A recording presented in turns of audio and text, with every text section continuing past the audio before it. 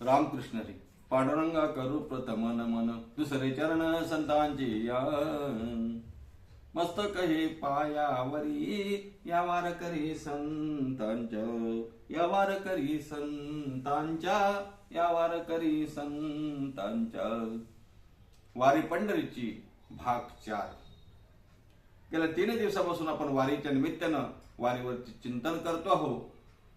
गेल्या 2 भागामध्ये आपण चिंतन करत असताना माऊली ज्ञानोबारायांचा प्रसिद्ध असा अभंग माझे जीवीची आवडी पंढरपुरा नेन गुडी यावर चिंतन करतो आहोत. आज त्याच अभंगावरती आपलं 3रं चिंतन आणि वारीच्या निमित्तानं हा वारी पंढरीची 4था भाग. सर्वप्रथम अभंग एकदा आपल्यासमोर ठेवतो आणि चिंतनाला सुरुवात करतोय. माझे जीवीची आवडी पंढरपुरा नैन गुणी पांडुरंगी मन रंगले, पांडुरंगी मन रंगले.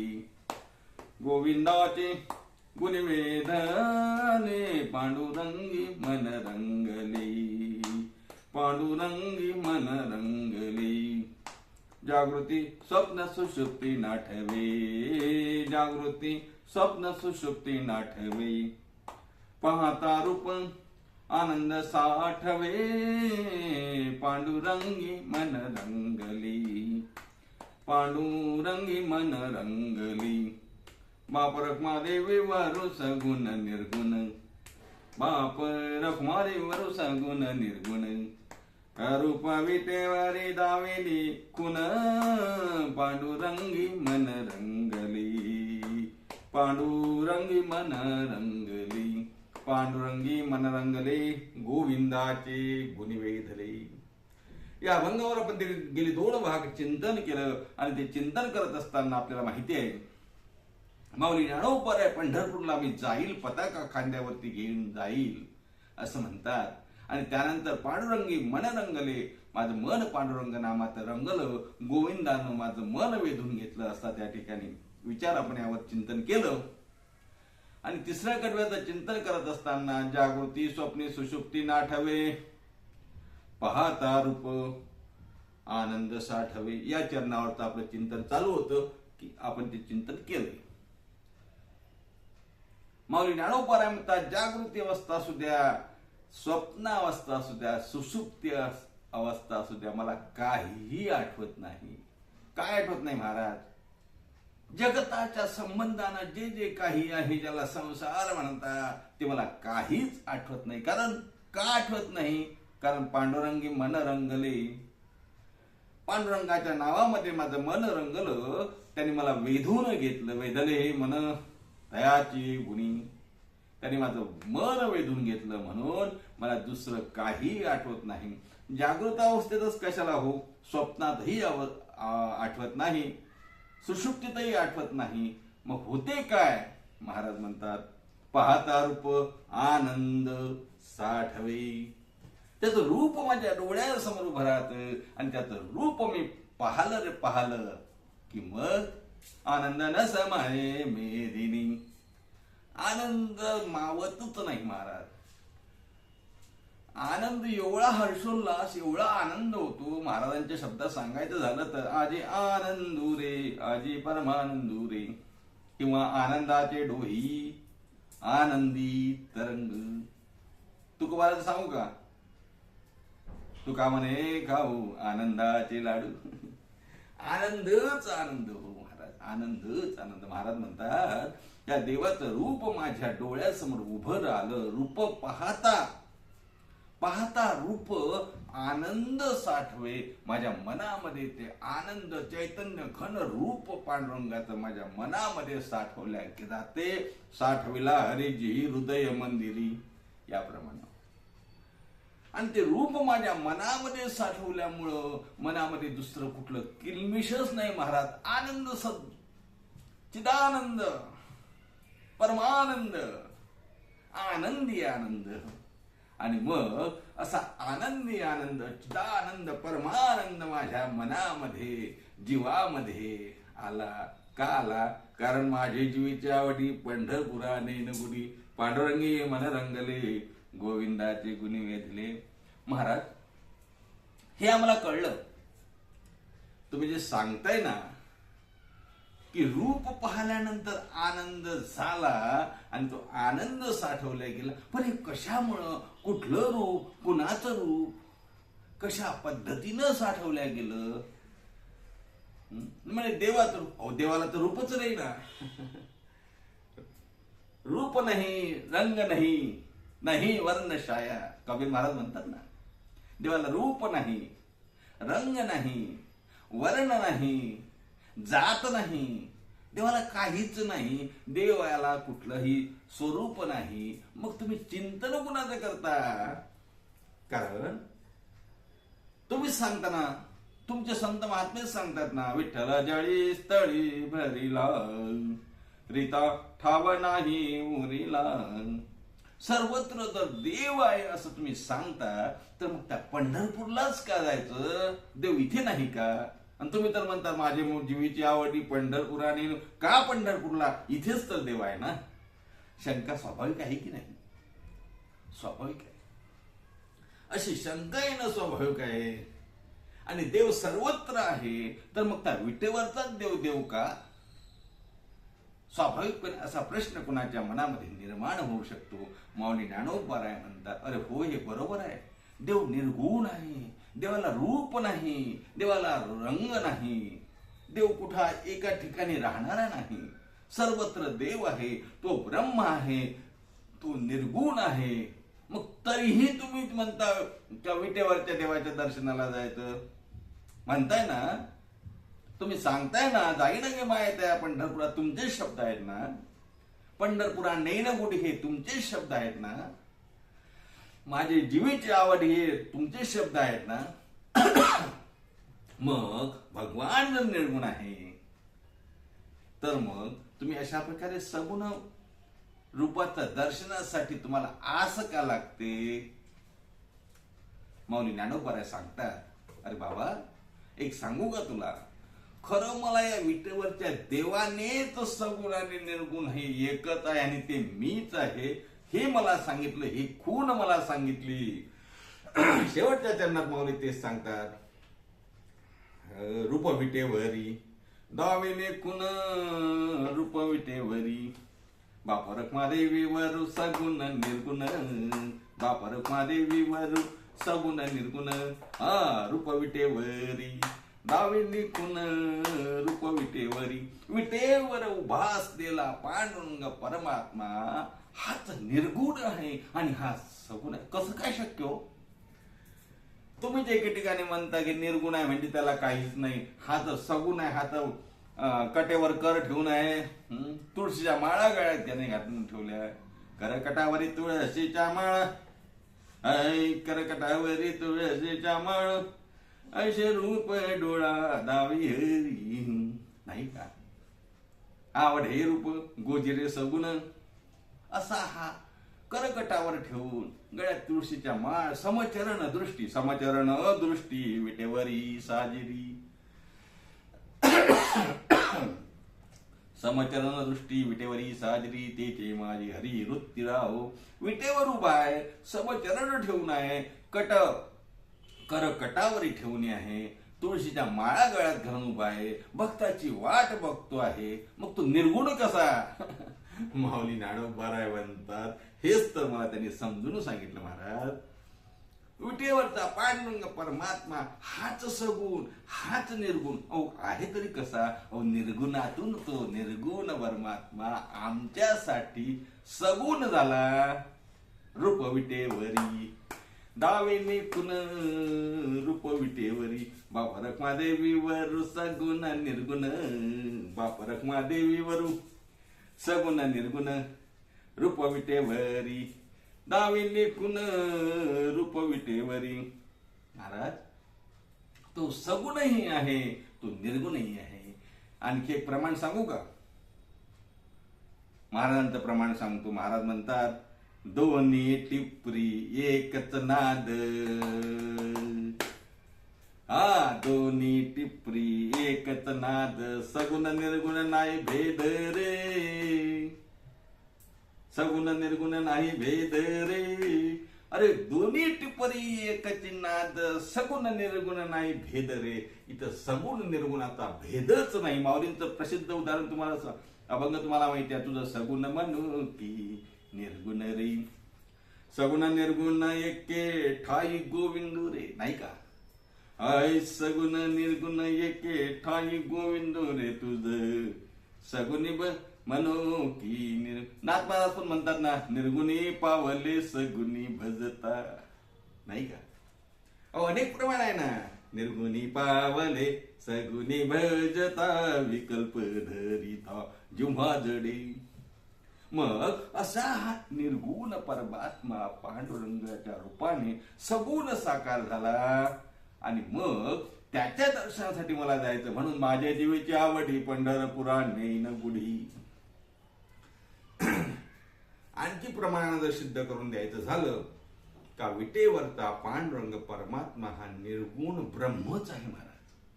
हो, निर्गुण ब्रह्मच आहे. ते ब्रह्म मार्ग चुकलं आणि पंढरपूरला येऊन उभं राहिलं. माझे शब्द नाही, माऊली सांगतात. सांगतो तुम्हाला, अभंग आठवला तर सांगतो. नेनो ब्रह्म मार्ग चुकले, नेनो ब्रह्म मार्ग चुकले, नेनो ब्रह्म मार्ग चुकले, नेनो ब्रह्म मार्ग चुकले. उघडे पंढरपुरा आले, उघडे पंढरपुरा आले. भक्ते पुंडलिके देखिले, भक्ते पुंडलिके देखिले. उभे केले विटेवरी, उभे केले विटेवरी. तुहा विठोबा निधान, तुहा विठोबा निधान. मी का सांगतोय? हे ब्रह्म असलेलं निर्गुण असलेलं तत्व तुम्हा सामान्य माणसासाठी महाराज सगुण रूपात येऊन उभं राहिलं. महाराज म्हणतात नेनो ब्रह्म मार्ग चुकले आणि ते पंढरपूरला आले. उघडे पंढरपुराशी आले. कोणासाठी? भक्त पुंडलिकाने. त्यांनी बघितलं ना, भक्ते पुंडलिके देखिले. आणि पुंडलिकाने काय केलं?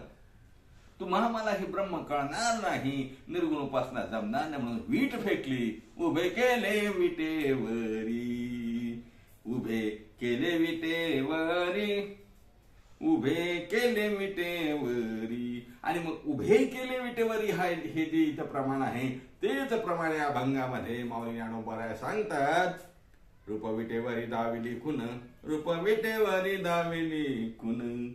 बाप रखमारे वर सगुण निर्गुण, रूप विटेवरी दाविली खुन. पांडुरंगी मन रंगले, रूप विटेवरी दाविली खुन. अशा प्रकारे विटेवर उभा असलेला पांडुरंग परमात्मा युगे 28 विटेवरी उभा, नाही का? विटेवरी उभा आनंदाचा स्कंद. अनेक प्रमाणाने हा देव विटेवरती उभा आहे. आणि विटेवर उभा असलेला हाच देव सगुण निर्गुण दोघांचाही ठाव आहे. महाराज म्हणतात सगुण निर्गुणाचा ठाव विटे पाय धरिले, विटे पाय धरिले, विटे पाय धरिले. सगुण निर्गुणाचा ठाव विटे पाय धरिले. अनेक प्रमाण मला सांगता येतील. रूप विटेवरी दावली खुन, बाप रखमा देवरू सगुण निर्गुण. रूप विटेवरी दावली खुन, पांडुरंगे मन रंगले, गोविंदाचे गुणी वेधले. असा हा पांडुरंग परमात्मा निर्गुण ब्रह्म परमात्मा सगुण रूपानं आमच्यासाठी पंढरपूरला उभा राहिला. म्हणून माऊली ज्ञानोबा म्हणतात माझे जीवीची आवडी पंढरपुरा नेईन गुढी. मागच्या भागामध्ये मी समारोप करत असताना एक गोष्ट सांगितली होती, आपल्या लक्षात असेल. माऊली ज्ञानोबारायांसारखे संत स्वतः पंढरपूरला जाईन असं का म्हणतात? हा थोडासा विचार करू आणि चिंतन संपवू. कारण महत्वाचा भाग आहे, महत्वाचा भाग आहे. माऊली ज्ञानोबाराय म्हणजे कोण हो? माऊली ज्ञानोबाराय म्हणजे ज्ञानियांचे राजे, ज्ञानियांचे गुरु, ज्ञानी यांचा राजा गुरु माराव म्हणती ज्ञानदेव तुम्हा ऐसे, किंवा ज्ञानियांचा गुरु राजा महा, ज्ञानियांचे गुरुही आहेत, ज्ञानियांचे राजेही आहेत. असे ज्ञानियांचे राजे असलेले, ज्ञानी असलेले ज्ञानोबाराय आवड व्यक्त करतात. कसं काय बुवा? शंका येईल की नाही? ज्ञानाने मनुष्याच्या सर्व उणिवा नाहीशा होतात आणि ज्ञानाने मनुष्य पूर्णत्वाला प्राप्त होतो. एकदा का पूर्ण ब्रह्माचं ज्ञान झालं, भगवंताचं ज्ञान झालं की मग उणीव काहीच राहत नाही, कुठलीही इच्छा राहत नाही, कुठलीही आकांक्षा राहत नाही, कुठलीही वासना राहत नाही. आणि मग असं जर असल, मग माऊली ज्ञानोबाराय जर ज्ञानी आहेत, माऊली ज्ञानोबाराय ज्ञानी नाहीत का? ओ माऊली ज्ञानोबाराय म्हणजे ब्रह्म आहेत ना, ब्रह्म. माऊली ज्ञानोबाराय कोण आहे? ज्ञानदेव वैष्णव मोठा, ज्ञानदेव वैष्णव मोठा, ज्ञान्यांचे राजे आहेत, योगी आहेत, सर्वच आहेत ना हो माऊली ज्ञानोबाराय. म्हणजे ज्ञानोबाराय पूर्णत्वाला प्राप्त झालेले आहेत. मग पूर्णत्वाला प्राप्त झालेल्या ज्ञानाला ही आवड कशी निर्माण होते हा प्रश्न आहे की नाही? नाही का? ज्या वेळेला आवड निर्माण होते म्हणजे काहीतरी अपूर्णता मनामध्ये असली तर आवड आहे ना महाराज. आवड हे अपूर्णतेचं गमक आहे. आवड तेव्हा निर्माण होते, इच्छा तेव्हा निर्माण होते, वासना तेव्हा निर्माण होते जेव्हा काहीतरी अपूर्णता आहे. मग माऊली ज्ञानोबारायांसारखे संत सम्राट, विश्वसंत, विश्वगुरु, महाकैवल्य तेज असलेले माऊली ज्ञानोबाराय पूर्णत्वाला प्राप्त झालेले असतानाही त्यांच्या ठिकाणी आवड आहे तरी कशी? बरं, आपण शंका घेतो तर ना माऊली ज्ञानोबारायच आवड व्यक्त करतात ना की माझे जीवीची आवडी पंढरपुरा नाही ना कुणी. माऊली स्वतः आपली आवड व्यक्त करतात आणि माऊली ज्ञानी आहेत. माऊली ब्रह्मस्वरूपाला प्राप्त झालेले आहेत. माऊली महाविष्णूचाच अवतार आहे. माऊली ब्रह्मच आहे, माऊली देवच आहेत. असं असतानाही त्यांची आवड कशी काय, हा एक महत्वाची शंका आपल्या मनामध्ये येऊ शकते. आणि ती शंका त्या मनामध्ये आपल्या येते ते बरोबर सुद्धा आहे. ज्ञानी माणसाला आवड शिल्लक राहत नाही महाराज. ज्ञानी माणसाला आवड शिल्लक राहत नाही, पण ज्ञानोबा माऊली मात्र या ठिकाणी आवड व्यक्त करतात. ते कसं काय याचा थोडा विचार करू.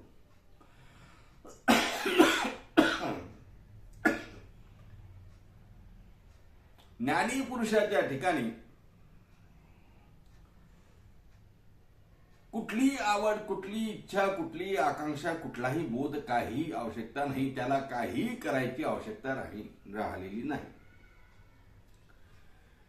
ज्ञानी पुरुषाच्या ठिकाणी काही करणेच नाही. ज्ञानी पुरुषाने काही करायची आवश्यकता नाही. एकदा तो पूर्णत्वाला प्राप्त झाला, तो देवस्वरूपच झाला ना, आता काय करायचं आहे? मग ज्ञानी पुरुषानं काय एखाद्या कोपऱ्यात जाऊन बसायचं दगडासारखं? हे बघा, एक सांगू का तुम्हाला, गिरी कपाटी जाऊन ध्यान जप तप करणारे साधू आपण भरपूर ऐकले, महात्मे भरपूर ऐकले, परंतु ते फक्त स्वतःचा उद्धार करून घेतात. पण माऊली ज्ञानोबारायांसारखे संत स्वतःच्या उद्धारापेक्षा जनतेच्या उद्धाराचा कळवळा त्यांना जास्त असल्यामुळं ते एका जागी बसत नाहीत. ते एका जागी दगडासारखे बसून माझा उद्धार झाला म्हणून संपलं या मालिकेतले ते नसल्यामुळं ते काय करतात, ते तुम्हा मला साधा सोपा सुलभ मार्ग सांगण्यासाठी सांगतात की बाबा रे, रूप विटेवरी दाविडी खुन, बाप रखमादेवर सगुण निर्गुण, सगुण निर्गुण असलेली रूप विटेवर उभा आहे ना, त्याच्या दर्शनाला जा. आता एक सांगतो तुम्हाला, त्याच्या दर्शनाला जा म्हटल्याने जा म्हणणं वेगळं. ते तुमच्या आमच्यासारखे लोक पंढरपूरला जा म्हणायचं ना, आषाढी एकादशीला आपण घरीच थांबायचं नाही का? इथं कीर्तन करायचं, आल्या न संसारा जा रे पंढरपूर, आणि राहायचं घरी. पंढरीची वारी आहे माझ्या घरी म्हणजे माझ्या घरीच आहे, मला जायची आवश्यकता नाही. अर्थात ज्ञानोबा माऊली संत महात्मे त्या मालिकेतले नाही महाराज. माऊली ज्ञानोबारायांना माहिती आहे, मी ज्या वेळेला यांना सांगल की तुम्ही पंढरपूरला जा, त्यावेळेला मला जावं लागेल. मग एकदा का मी पंढरपूरला जातो म्हटलं की मग माझ्या मागे सर्व येतील. म्हणून माऊली म्हणतात ना, हो माझे जीवेची आवडी पंढरपुरा नेन गुडी पांडुरंगी मन रंगली. माऊली ज्ञानोबा म्हणून म्हणतात की पंढरपूरला मी जाईल. खरं पाहता माऊलींना पंढरपूरला जायची आवश्यकता आहे का? अहो तो देव आळंदीची वारी करतो, काय सांगू तुम्हाला. माऊलींना पंढरपूरला जायची आवश्यकता नाही, परंतु तुम्ही आम्ही पंढरपूरला गेलं पाहिजे, पांडुरंगाची आस लागली पाहिजे. म्हणून माऊली स्वतः पंढरपूरला निघतात आणि म्हणतात, माझे जीवीची आवडी पंढरपुरा नेन गुडी. काय असते महाराज, मोठ्याने जे केलं ते बघून बाकी सर्व लहाने करत असतात. गीतेमध्ये आला ना, वैद्याच्या आचरती श्रेष्ठ, किंवा माऊलींचे शब्द सांगू, एथ वडील जे जे करीती तया नाम धर्म ठेविती, ये अनुष्ठिती सामान्य सकळ. मोठ्यांनी जे केलं ते त्याच्या मागे मागे सर्व करीत असतात. मग माऊलींना असं वाटलं का मी नुसतं सांगून चालणार नाही, मलाही जावं लागेल. आणि म्हणून माऊली म्हणतात, माझे जीवीची आवडी पंढरपुरा नेन गुडी. हा एक विचार झाला. आणि दुसरा विचार बिलकुल 2 मिनिटात सांगतो.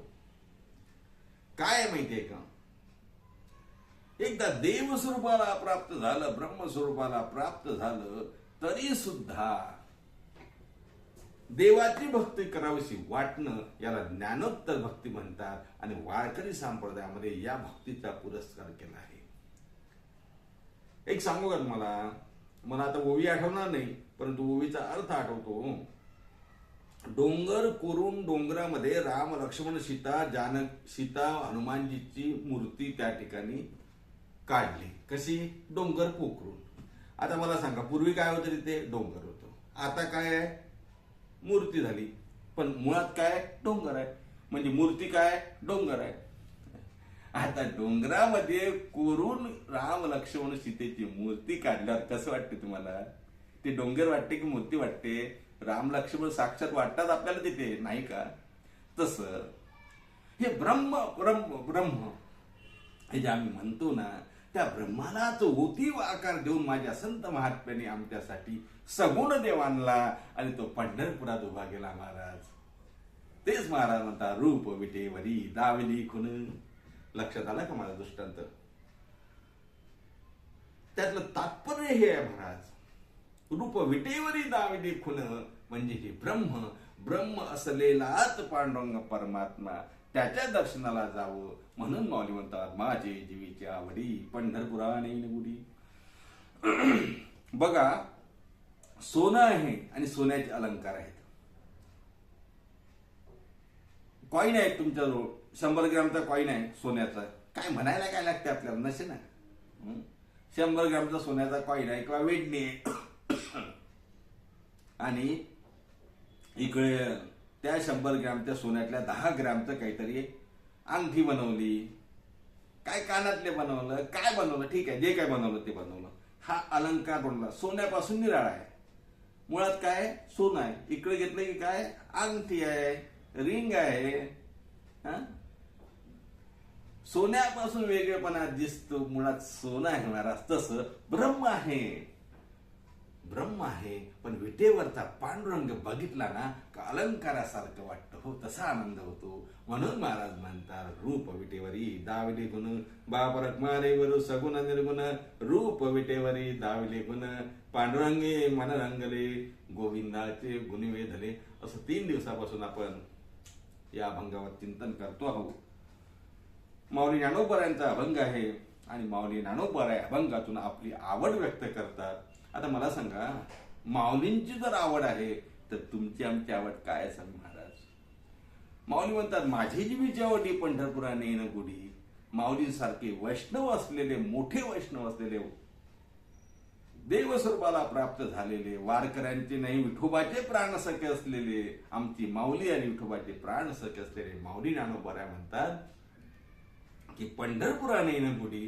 तेव्हा माऊलींना आपण हीच विनंती करू, माऊली आमच्याकडून सुद्धा पंढरपूरची वारी घडू द्या हो. आम्हालाही तुमच्या समवेत घेऊन चला आणि पंढरपूरच्या पांडुरंगाचं दर्शन घेऊ. आमचा सर्वांचा उद्धार होईल याची आम्हाला खात्री आहे. माऊली ज्ञानोबारांच्या चरणी झालेली सेवा अर्पण करत असताना माऊली ज्ञानोबारायांना नमन करू. पंढरीच्या वारीच्या दिशेने निघालेल्या सर्व वारकऱ्यांच्या चरणी पुन्हा नमन करू. मस्तके पायावरी या वारकरी संतांच्या.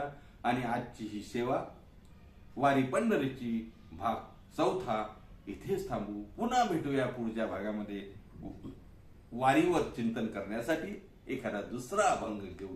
तोपर्यंत सर्वांना रामकृष्णारी. वारीच्या निमित्ताने सर्व संतांचं भजन करावं लागेल. करूयात मग. निवृत्ती नामदेव सोपान मुक्ताबाई. निवृत्ती नामदेव सोपान मुक्ताबाई. एकनाथ नामदेव तुकाराम.